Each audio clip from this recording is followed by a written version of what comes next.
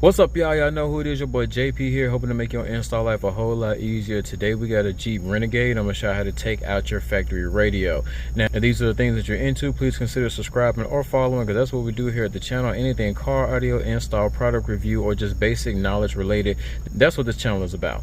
Now, this should work for a 2015 to 2020. They're pretty much all the same. Now, we have our nylon hard plastic panel removal tool we're going to be using. Now, if this is too thick, I will use my skim wedge. I really do like this. This is a installer's dream. It has a really thin, flat profile. It won't necessarily scratch up your dash. You still got to be careful because it is metal, but I'm gonna see if we can get by with this. Just gonna come down here to the bottom part, pop that clip.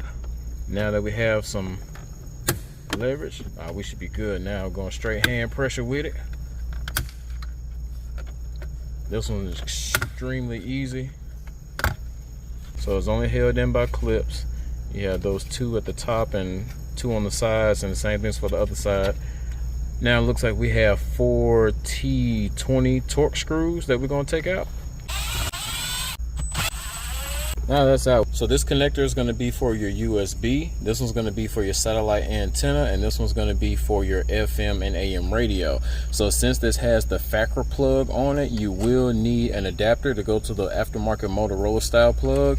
This right here for your satellite radio. If you want to keep satellite radio, you're going to need the V300.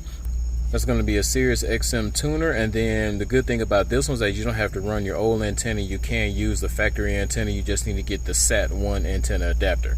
Now with this one, this is what your factory USB is being plugged into.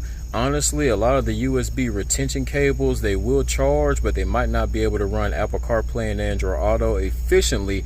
That's just with the experience that I found. But if you want to try it, definitely go ahead and try it. If not, just run the one that usually comes with the radio.